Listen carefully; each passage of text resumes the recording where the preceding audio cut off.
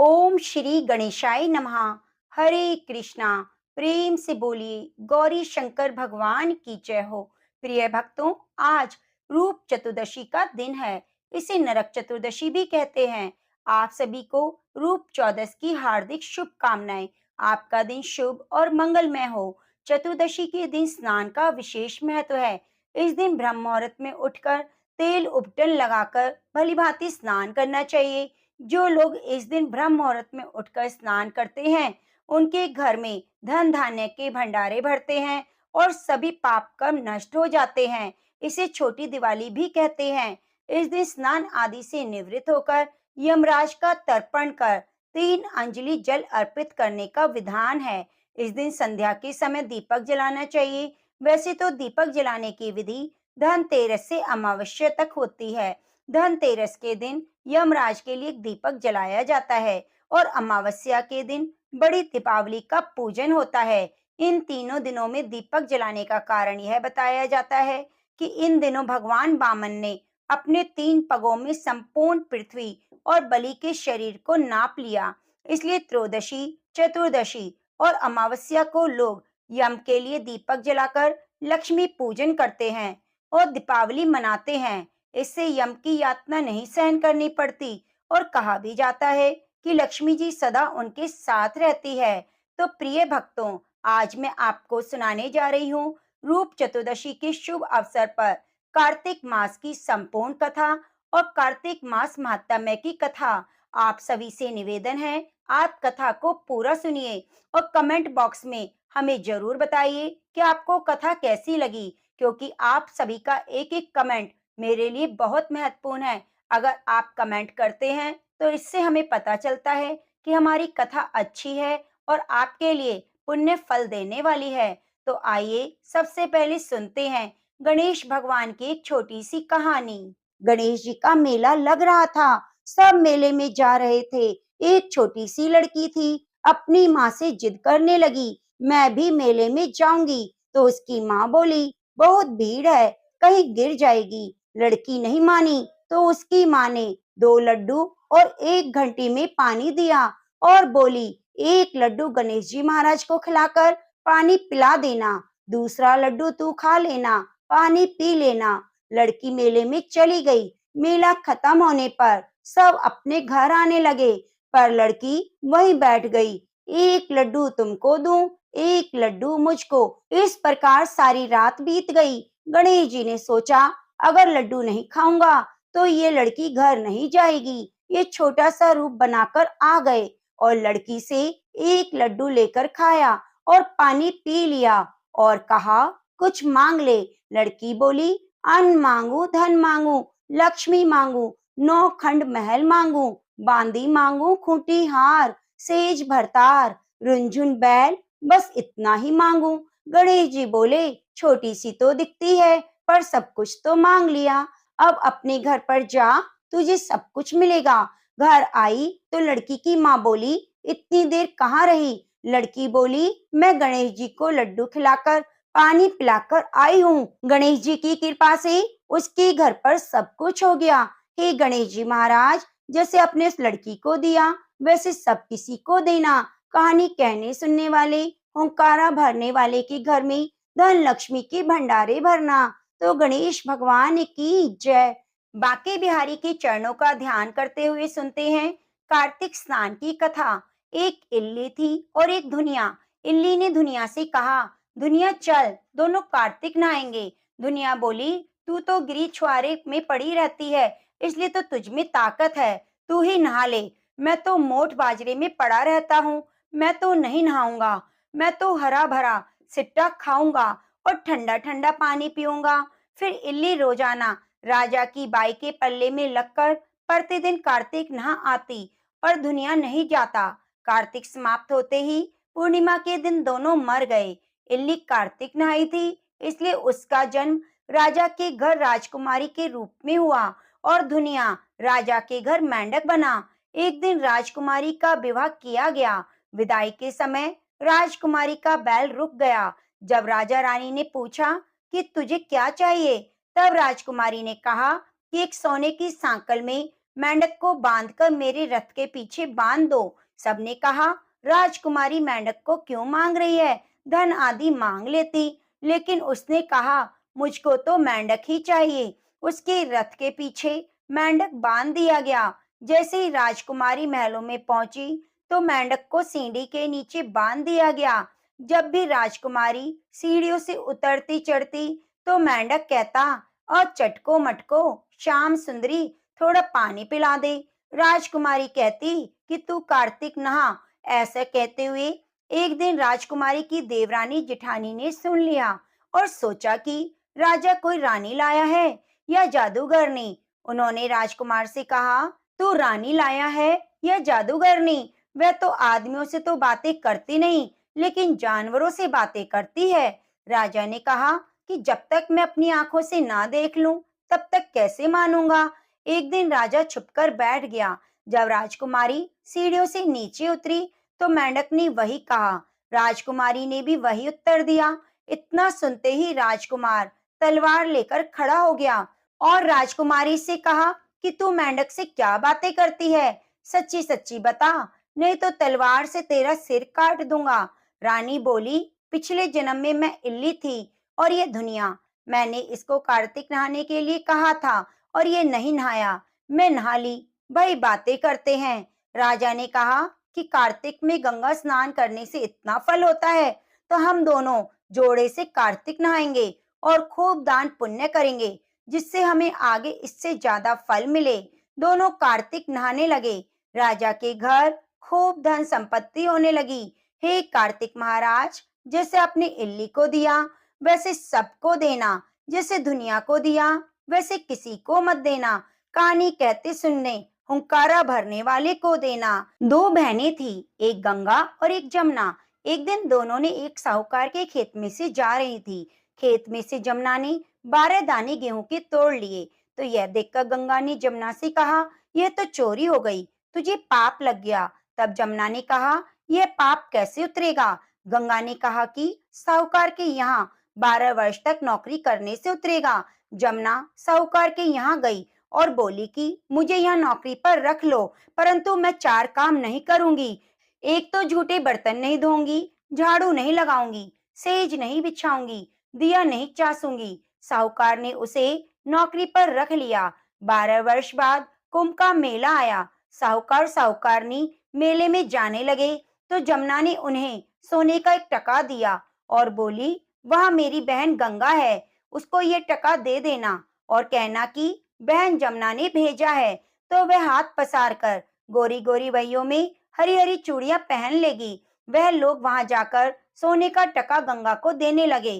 तो गंगा ने गोरी गोरी बहियां हरी हरी चूड़ियों से सजी हुई पसार कर टका ले लिया और कहा कि बहन जमुना से कहना, अब 12 वर्ष पूरे हो चुके हैं, वह वापिस आ जाए। साहूकार साहूकारनी ने घर आकर जमुना से कहा, तुम्हारी बहन बोली है 12 वर्ष पूरे हो चुके हैं, वापिस आ जाओ। इतना सुनते ही जमुना सहस्त्र धारा बनकर बहने लगी। जब साहूकार साहूकारनी को पता लगा कि माता जमुना हमारे यहाँ काम करती थी, तो वे सोचने लगे, हमसे पाप कैसे हो गया। उधर जमुना गंगा के पास गई तो गंगा ने पूछा, तू साहूकार साहूकारनी को सांत्वना देकर आई है या नहीं? जमुना बोली, मैं तो बिना कुछ कहे आ गई।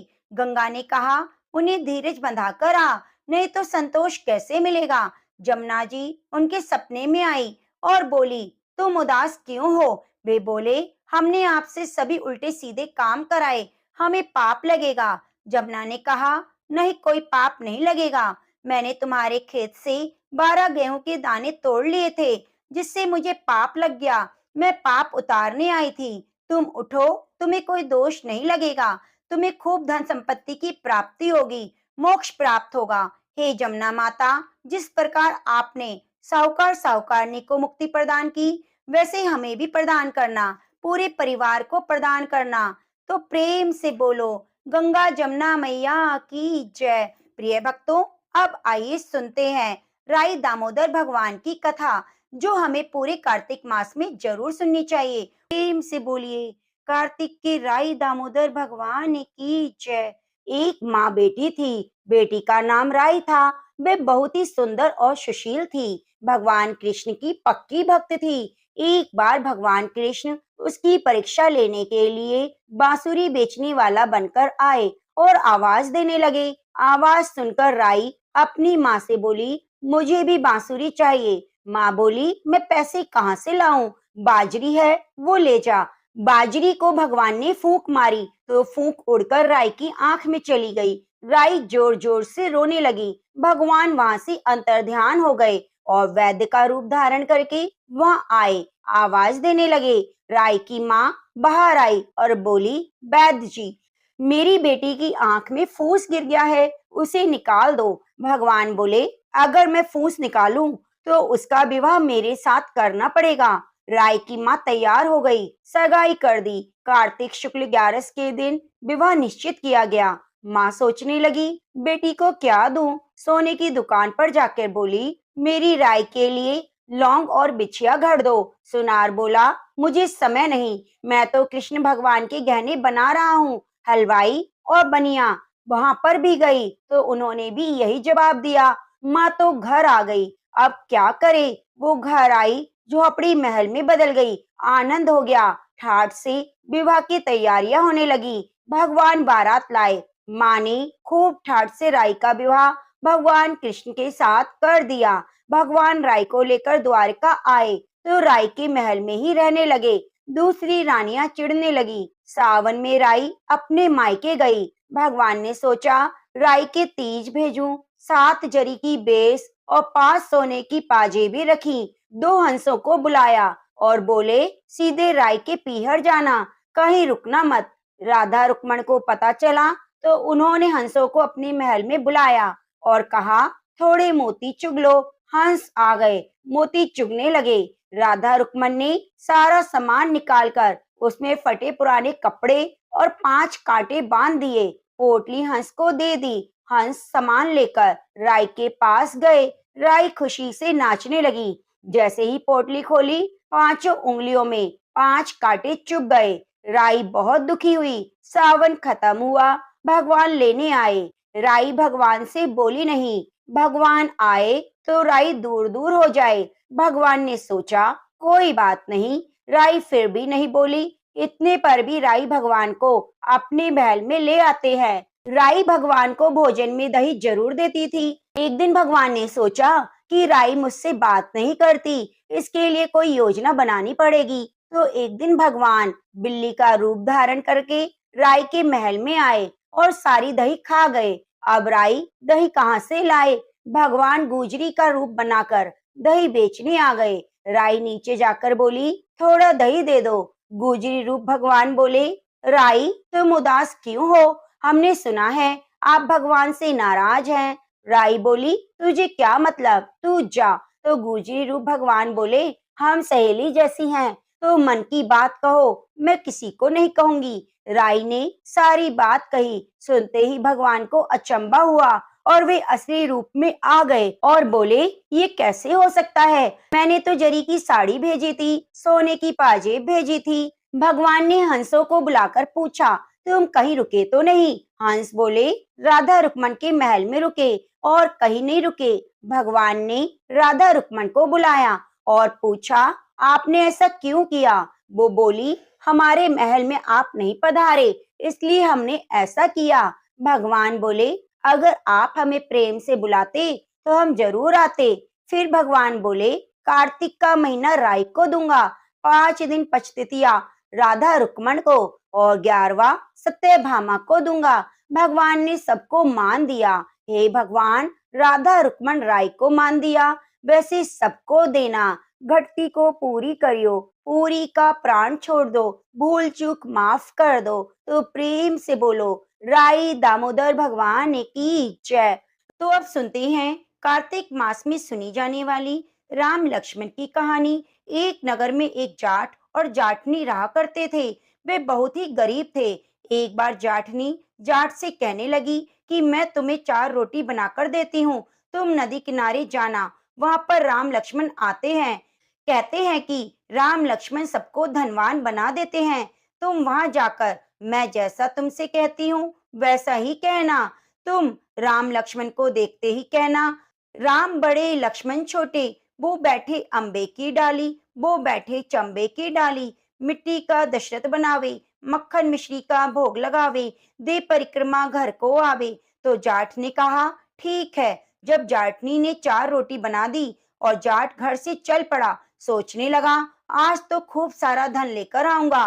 पूरे रास्ते उन्हीं पंक्तियों को रटता हुआ जा रहा था, तो उसकी पत्नी ने उसे बताई थी। जैसे ही नदी किनारे पहुंचा, राम लक्ष्मण को देखकर भूल गया कि क्या बोलना है। वहां जाकर कहने लगा, लक्ष्मण बड़े राम छोटे, वह बैठे अम्बे की डाली, वो बैठे चंबे की डाली। मिट्टी का दशरथ बनावे, मक्खन मिश्री का भोग लगावे, दे परिक्रमा घर को आवे। तो जाट की बात सुनकर राम लक्ष्मण से कहते हैं, लक्ष्मण, इसने तुम्हें बड़ा बताया है, तो तुम ऐसा करो, जो कुछ देना है वह दे दो। लक्ष्मण कहने लगे, राम भैया, इसकी तो बुद्धि मलिन हो गई है। इस मूर्ख को यह नहीं पता कि राम से बड़ा दुनिया में कोई नहीं है। तो राम कहने लगे, चाहे कुछ हो, इसने तुम्हें बड़ा बताया है, इसलिए तुम्हें कुछ ना कुछ तो देना पड़ेगा। तो राम जी की बात सुनकर लक्ष्मण ने एक थोथा बांस लिया, उसके अंदर सोने की मोहरें और अशर्फी भरकर उसे दे दी। तो यह देखकर बहुत ही खुश हुआ और मन ही मन सोचने लगा कि जाटनी सच कह रही थी, इन्होंने तो मुझे सच में माला माल कर दिया। तो खुशी से झूमता हुआ घर जा रहा था, तो रास्ते में चोर मिल गए, जाट से उसका सारा सामान लूटकर भाग गए। यह देखकर जाट बहुत दुखी हुआ और सोचने लगा, किस्मत में गरीबी ही लिखी है।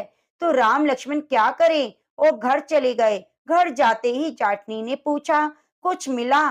तो जाट बोला, मिला तो बहुत कुछ था, पर चोर लूट कर ले गए। जाटनी ने कहा, कोई बात नहीं, कल फिर जाना। तो अगले दिन जाटनी ने फिर 4 रोटी बनाकर दे दी और कहा कि लो जाओ और फिर से उसी तरह से बोलना। तो जाट ने कहा, तो मुझे एक बार और बताओ, मैं भूल चुका हूँ। तो जाटनी कहने लगी, राम बड़े लक्ष्मण छोटे, वो बैठे अम्बे की डाली, वो बैठे चंबे की डाली। मिट्टी का दशरथ बनावे, मक्खन मिश्री का भोग लगावे, दे परिक्रमा घर को आवे। तो जाट पूरे रास्ते पंक्तियां याद करता हुआ जा रहा था। जैसे ही राम लक्ष्मण के सामने पहुंचा, तो फिर से भूल गया और कहने लगा, लक्ष्मण बड़े राम छोटे, वे बैठे अम्बे की डाली, वे बैठे चंबे की डाली। मिट्टी का दशरथ बनावे, मक्खन मिश्री का भोग लगावे, दे परिक्रमा घर को आवे। तो राम जी कहने लगे, लक्ष्मण, यह व्यक्ति आज भी तुम्हें बड़ा बता रहा है, तुम इसे कुछ दे दो। तो लक्ष्मण कहने लगे, इसकी तो बुद्धि मलिन हो गई है भैया, ये मूर्खमती वाला व्यक्ति है। आज तक इसे यह नहीं पता कि राम से बड़ा कोई हुआ है क्या। तो राम फिर कहने लगे, लक्ष्मण, इसने तुम्हें बड़ा बताया है, इसलिए तुम इसे कुछ दे दो। तो लक्ष्मण ने इस बार जाट को एक सोने की ईंट दे दी। तो जाट लेकर बहुत खुश हुआ और सोचने लगा, ठीक किया जो मैं आज और आ गया, अब तो सच में धनी बन गया हूँ। इस तरह सोचता हुआ जा रहा था, तो रास्ते में फिर उसी जगह चोर मिले और ईंट छीन ली, चले गए। तो जाट बहुत दुखी हुआ और घर पर आने पर जाटनी ने पूछा, आज क्या मिला? जाट बोला, मिला तो बहुत कुछ था, लेकिन रास्ते में चोरों ने लूट लिया। तो जाटनी कहने लगी, तुम मुझे बताओ, तुमने क्या कहा था? तो जाट कहने लगा, मैंने तो कहा था, लक्ष्मण बड़े राम छोटे, वह बैठे अम्बे की डाली, वह बैठे चंबे की डाली। मिट्टी का दशरथ बनावे, माखन मिश्री का भोग लगावे, दे परिक्रमा घर को आए। यह सुनकर जाटनी कहने लगी, तुम तो सच में भोले हो, कहीं राम से भी बड़ा कोई हुआ है क्या? कल फिर जाना और अब की बार ठीक ठीक बोलना। ऐसा कहकर जाटनी ने जाट को अच्छे से समझा दिया। सुबह हुई, जाट नहा धोकर 4 रोटियां लेकर फिर उसी जगह गया और राम लक्ष्मण को देखते ही कहने लगा, राम बड़े लक्ष्मण छोटे, वह बैठे अम्बे की डाली, वो बैठे चंबे की डाली। मिट्टी का दशरथ बनावे, माखन मिश्री का भोग लगावे, दे परिक्रमा घर को आवे।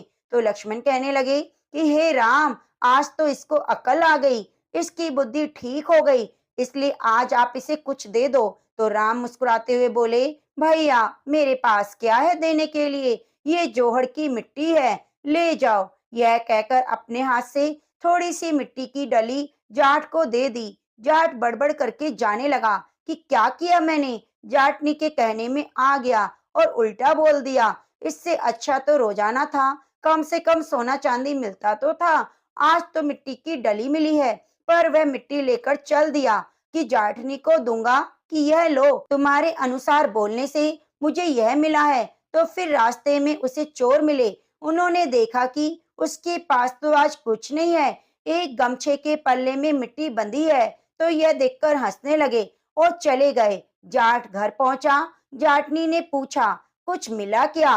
तो जाट बोला, हाँ, तेरी उल्टी सीख के कारण आज मिट्टी लेकर आया हूँ। तो जाटनी बोली, कोई बात नहीं, कुछ तो लेकर आए, बाकी 2 दिन तो खाली हाथ आए थे। ठीक है, आपकी लाई हुई मिट्टी कुछ न कुछ तो काम आएगी। इस मिट्टी से मैं चूल्हे को लीप कर घर का आंगन लीप सकती हूँ, तुलसी का गमला लीप सकती हूँ। इस तरह कहकर जाटनी ने उस मिट्टी को लेकर तुलसी के पौधे के नीचे रख दिया और खाना खाकर सो गए। सुबह सवेरे उठे तो देखा सारे घर में हीरे मोती जगमगा रहे हैं। तो जाटनी ने जल्दी से जाट को उठाया और कहा, यह देखो। यह देखकर जाट कहने लगा कि हाँ, अब मेरी समझ में आ गया कि भगवान राम ही सबसे बड़े हैं, जिन्होंने मिट्टी को हाथ लगाया और वह सोना बन गया। उसके बाद दोनों पति पत्नी सुबह जल्दी उठकर स्नान करते, तुलसी माता की पूजा करते, राम लक्ष्मण की कथा सुनते। ऐसा करने से उनके घर में अंधन का वास हो गया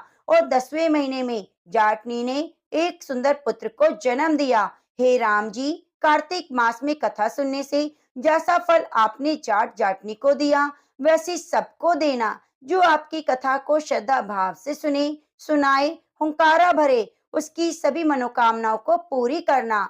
तो प्रेम से बोलो, सियावरी रामचंद्र भगवान की जय। अब सुनते हैं कार्तिक मास महात्म्य का 19वां अध्याय। महाराजा पृथु ने नारद जी से पूछा, हे देवऋषि, यम पंचम काल में दीपदान का क्या महत्व है, विधान क्या है, कृपया करके मुझे बताइए। तब नारद जी ने कहा, हे राजन, कार्तिक मास के कृष्ण पक्ष की त्रयोदशी से शुक्ल पक्ष की द्वितीया तक के 5 दिन के यम पंचक कहलाते हैं। इन दिनों में धनतेरस की रात्रि को यमराज के निमित्त दीपक जलाने से यमराज प्रसन्न होते हैं और अकाल मृत्यु नहीं आती। अगले दिन कार्तिक कृष्ण चतुर्दशी को नरक चतुर्दशी भी कहते हैं। इस दिन तिल का तेल, अपामार्ग, दूर्वा आदि लगाकर स्नान करना चाहिए। स्नान के बाद दक्षिण की ओर मुख करके अपसव्य होकर जल में तिल मिलावें। 3-3 अंजलि से यमा में धर्मराजाय, मृतवे, अंतकाय, कालाय, सर्वभूतक्षाय, औदुम्बराय, दक्षिणाय, परमेष्टने, वृक्रोदराय, चित्राय, चित्रगुप्ताय, इन नामों से यमराज को तर्पण करें। फिर सायकाल ब्रह्मा, विष्णु, शिव और दुर्गा के मंदिरों में वृक्ष, सभा, गौशाला, बगीचा, नदी, तालाब, कुआं, बावड़ी, गली, चौरास्ता, खेत, शमशान आदि में दीपक जलावें। रात्रि को लक्ष्मी जी का पूजन करें। यदि शस्त्र से किसी की मृत्यु हुई हो तो उसके निमित्त भी चतुर्दशी को दीपदान करना चाहिए। इससे अक्षय पुण्य फल प्राप्त होता है। इसके बाद कन्या, ब्रह्मचारी और तपस्वियों को भोजन कराएं। इससे यमलोक न जाकर शिवलोक की प्राप्ति होती है। कार्तिक की अमावस्या अर्थात दीपावली के दिन भी स्नान आदि से निवृत्त होकर पितरों का पूजन और श्राद्ध करके ब्राह्मणों को भोजन कराएं। फिर सायकाल घर, तुलसी के समीप, देवस्थान, शमशान, नदी, पर्वत, चौरास्ता, गौशाला में दीपक जलाएं। लक्ष्मी जी की स्तुति करके उनको जगाएं। जिस प्रकार पतिव्रता स्त्री अपने पति से पहले जागती है, उसी प्रकार लक्ष्मी जी भी भगवान से 12 दिन पहले जागती हैं। अमावस्या को दिन में बालक, वृद्ध, रोगियों को छोड़कर अन्य कोई भोजन ना करें। सायकाल लक्ष्मी का पूजन करने के बाद ही भोजन करें। घर को फूल माला से सजाकर सारे घर में दीपमाला करें। घर के सभी स्त्री पुरुष नवीन वस्त्र धारण करें और समस्त रात्रि लक्ष्मी जी के समक्ष नृत्य गीत आदि करके हर्षोल्लास से व्यतीत करें। घर में समस्त रात्रि दीपक जलाना चाहिए। उस रात्रि को लक्ष्मी जी सब घरों में घूमती हैं और जो घर अधिक सुंदर और रमणीक होता है, उसमें दीर्घ काल तक निवास करती हैं। एक पैर रात्रि शेष रहने पर दारिद्र्य रूप घर का कूड़ा करकट पुराने पंखे पर रखकर बाहर फेंक देना चाहिए। ऐसा करने से घर धन धान्य से परिपूर्ण रहता है। दिवाली के अगले दिन गोबर का गोवर्धन बनाकर बंधु बांधवों सहित गोवर्धन पूजन करें, ब्राह्मणों को भोजन कराएं, स्वयं भी नवीन अन्न का भोजन करें। भगवान कृष्ण ने इंद्र का मान मर्दन करके गोवर्धन पर्वत की पूजा इसी दिन की। सायंकाल के समय गौ बैल की पूजा करें और अपने परिवार के भरण पोषण और रक्षा के लिए उनसे प्रार्थना करें। इसी दिन सायंकाल के समय बलि और उनकी पत्नी विंध्यावली की मूर्ति बनाकर पूजन और दान आदि क्रियाएं करने से परिवार सुखी और समृद्ध होता है। तो प्रेम से बोलिए बांके बिहारी लाल की जय हो। प्रिय भक्तों, कार्तिक माहात्म्य के अगले अध्याय की कथा सुनने के लिए हमारे चैनल से जुड़े रहिए। और अगर आपने पिछले अध्याय नहीं सुने हैं तो कृपया हमारे चैनल पर जाकर संपूर्ण कार्तिक मास के अध्यायों को जरूर जरूर सुनिए। आप सुनते हैं तुलसी माता की कथा। कार्तिक माह तुलसी माता की पूजा के बिना अधूरा है। कार्तिक के महीने में सभी तुलसी माता को सींचने जाती, सभी सींचकर वापिस आ जाती, परंतु एक बुढ़िया जाती रोजाना तुलसी माता से कहती, तुलसी माता सत की दाता, मैं बिड़ला सींचूं तेरा, तू कर निस्तारा मेरा। तुलसा माता अड़वा ले, लड़वा ले, पीतांबर की धोती दे, मीठा मीठा घास दे, वैकुंठ का बास दे, चटके की चाल दे, पटके की मौत दे, चंदन की काठ दे, झालर की झिनकार दे, साई का राज दे, दाल भात का जीवन दे, ग्यारस का दिन दे, कृष्ण का कांधा दे। इतना सुनकर तो तुलसी माता सूखने लगी।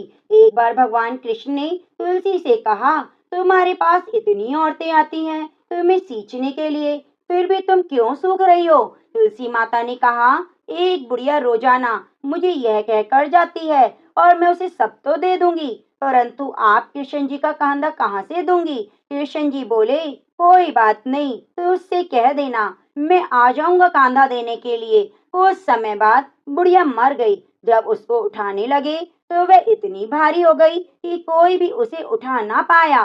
सब कहने लगे, पता नहीं कौन से पाप की माला जपती थी जो इतनी भारी हो गई। उसी समय भगवान कृष्ण ब्राह्मण का रूप धारण कर वहां आए और भीड़ देखकर बोले, क्या बात है? एक व्यक्ति बोला, ये बुढ़िया मर गई, पापिन थी, भारी हो गई। भगवान कृष्ण बोले, मुझे इसके कान में कुछ कहने दो। सबने कहा, ठीक है भाई, तू भी कह ले, अपने मन की पूरी कर ले। भगवान ने जाकर बुढ़िया के कान में कहा, बुढ़िया माई तू बिड़ला सींचे मेरा, मैं करूँ निस्तारा तेरा। बुढ़िया माई अड़ुआ ले, गड़फवा ले, पीतांबर की धोती ले, मीठा मीठा घास ले, बैकुंठ का बास ले, चटके की चाल ले, पटके की मौत ले, चंदन की काठ ले, झालर की झिनकार ले, साई का राज ले, दाल भात का जीवन ले, और ले कृष्ण जी का कांधा, मेरा कांधा ले। और इतना सुनते ही बुढ़िया हल्की हो गई। भगवान कांधे पर ले गए, उसकी मुक्ति हो गई। हे तुलसी माता, जैसे तुमने बुढ़िया माई की मुक्ति करी वैसे हमारी भी मुक्ति करना। कृष्ण भगवान, जैसे आपने बुढ़िया माई को कांधा दिया वैसे हमें भी देना। तो प्रेम से बोलिए तुलसी माता की जय हो। भक्तजनों, अब आइए सुनते हैं लपसी तपसी की कथा। यह कथा हमें हर कथा कहानी में जरूर सुननी चाहिए। एक लपसी था, एक तपसी था। तपसी तो भगवान की तपस्या करता। लपसी रोजाना सवा सेर का हलवा बनाकर भगवान को भोग लगाकर राली हिलाकर जीम लेता। एक दिन दोनों में झगड़ा हो गया। तपसी बोला मैं बड़ा, तपसी बोला मैं बड़ा, क्योंकि मैं भगवान की तपस्या करता हूँ। नारद जी बोले, तुम्हारा फैसला मैं करूंगा। दूसरे दिन तपसी नहाकर आने लगा तो नारद जी ने 1.25 करोड़ का मुंदड़ा तपसी के आगे गिरा दिया। उसने आंखें खोलकर देखा तो मुंदड़ा पड़ा हुआ था।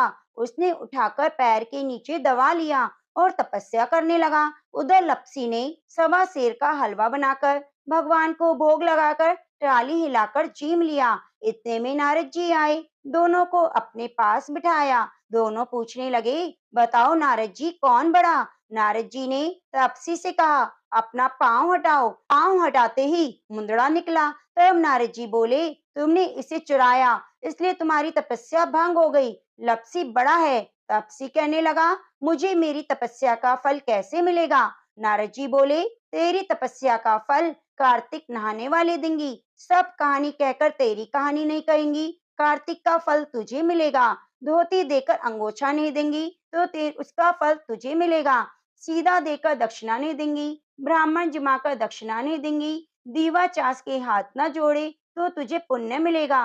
कपड़ा देकर बटन न लगाए, दाहिने हाथ से नाड़ा बांधे तो सबका फल तुझे मिलेगा। इतना कहकर नारद जी चले गए। तो प्रेम से बोलिए कार्तिक मास की जय हो। प्रिय भक्तजनों, अब आइए सुनते हैं तुलसी चालीसा। तुलसी महारानी करू बिन सिर नाए, जो मम हो संकट विकट दीजिए मात नशाए। नमो नमो तुलसी महारानी, महिमा अमित न जाए बखानी। दियो विष्णु तुमको सन्माना, जग में छायो सुयस महाना। विष्णु प्रिया जय जयति भवानी, तिहु लोक की हो सुख खानी। भगवत पूजा कर जो कोई, बिना तुम्हारे सफल न होई। जिस घर तब नहीं होए निवासा, उस घर करहि विष्णु नहीं बासा। करे सदा जो तब सुनित सुमरण, ते ही के काज सब होए पूरण। कार्तिक मास महात्म्य तुम्हारा, ताको जानत सब संसारा। तब पूजन जो करे कुंवारी, पावे सुंदर वर सुकुमारी। कर जो पूजा नित प्रति नारी, सुख संपत्ति से होए सुखारी। वृद्धा नारी करे जो पूजन, मिले भक्ति होवे पुलकित मन। श्रद्धा से पूजे जो कोई, भवनिधि से तर जावे सोई। भागवत यज्ञ करावे, तुम बिन नहीं सफलता पावे। छायो तब प्रताप जग भारी, ध्यावत तुम्हें सकल चितधारी। तुम्ही मातृ यंत्रण तंत्रण में, सकल काज सिद्धि होवे क्षण में। औषण रूप आप हो माता, सब जग में तब यश विख्याता। देव ऋषि मुनि ओ तपधारी, करत सदा तब जय जयकारी। वेद पुराण ने तब यश गाया, महिमा अगम पार नहीं पाया। नमो नमो जय सुख कारिणी, नमो नमो जय दुख निवारिणी। नमो नमो सुख संपत्ति देनी, नमो नमो अग काटन छेनी। नमो नमो भक्त दुख हरणी, नमो नमो दुष्टन मद छेनी। नमो नमो भव पार तारणी, नमो नमो परलोक सुधारणी। नमो नमो निज भक्ति उवारणी, नमो नमो जन काज सवारणी। नमो नमो जय कुमति नशावनी, नमो नमो सब सुख उपजावनी। जयति जयति जय तुलसी माई, ध्याऊं तुमको शीश नवाई। निज जन जानी मोहि अपनाओ, बिगड़े कारज आप बनाओ। करूं विनय मैं मात तुम्हारी, पूर्ण आश करो हमारी। शरण चरण कर जोरी मनाओ, निज दिन तेरे ही गुण गाऊं। करूं मात अब मोह पर दाया, निर्मल होए सकल मम काया। मांगू मात यह वर दीजे, सकल मनोरथ पूर्ण कीजे। जानू नहीं कछु नेम अचारा, क्षमो मात अपराध हमारा। 12 मास करे जो पूजा, तसम जग में और न दूजा। प्रथमे गंगा जल मंगवावे, फिर सुंदर स्नान करावे। चंदन अक्षत पुष्प चढ़ावे, धूप दीप नैवेद्य लगावे। करे आचमन गंगा जल से, ध्यान करे निर्मल हृदय से। पाठ करे चालीसा की, स्तुति करे मात तुलसा की। यह विधि पूजा करे हमेशा, ताकि तन नहीं रहे कलेशा। करे मास कार्तिक का साधन, सोबे नित पवित्र सिद्ध हुई जाही। यह कथा माँ सुखदाई, पढ़े सुने सो पवतर जाई। यह श्री तुलसी चालीसा, पाठ करे जो कोय। गोविंद सो फल पावही, जो मन इच्छा होए।